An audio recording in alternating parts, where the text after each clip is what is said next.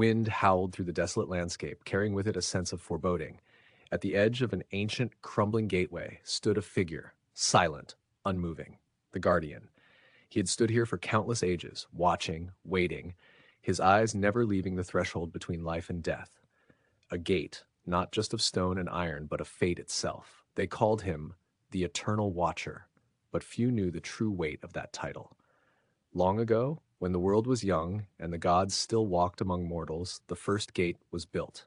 It was a passage, not just between realms, but between the living and the dead, a door that none could cross without the guardian's consent. And so he stood, a silent sentinel in the shadows, bound by duty, cursed by eternity.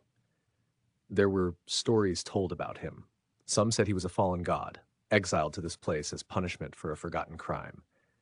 Others whispered that he was the soul of the first man to die, doomed to guard the passage for all time. But none knew the truth, for the guardian never spoke, until one fateful night, a traveler came to the gate. A man, weary and broken, his eyes haunted by the weight of 1,000 regrets. He had lost everything, his family, his future, his very reason for being. And now, standing before this ancient gate, he felt as though he had reached the end of his journey. The final step into the void. Is this the end? The traveler asked, his voice trembling with fear and sorrow. The guardian's eyes flickered for the first time in centuries. He did not answer, but the air around him seemed to shift. The stillness of the night deepened, as if the world itself was holding its breath. The traveler stepped closer, drawn by an unseen force, and for the first time in his life, he felt a strange peace. "You cannot pass," the guardian finally spoke, his voice like the rumble of distant thunder. "Not yet." The traveler froze, his heart racing.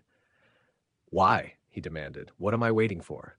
The guardian stepped forward, his presence filling the space with an overwhelming sense of weight. "Only when you have accepted the past, only when you have forgiven yourself, can you move forward. This gate is not just a doorway, it is a mirror, and in its reflection you must face who you truly are." The traveler trembled, the burden of his guilt pressing down upon him like 1,000 stones. He had spent so long running from his pain, from his mistakes. But now, standing before the gate, he realized that he could no longer hide. The journey he had feared to make was not into death, but into himself. As the first light of dawn crept over the horizon, the guardian stepped aside. The gate groaned, shifting open like the first breath after a long silence. The traveler stepped forward, not with fear, but with a quiet acceptance.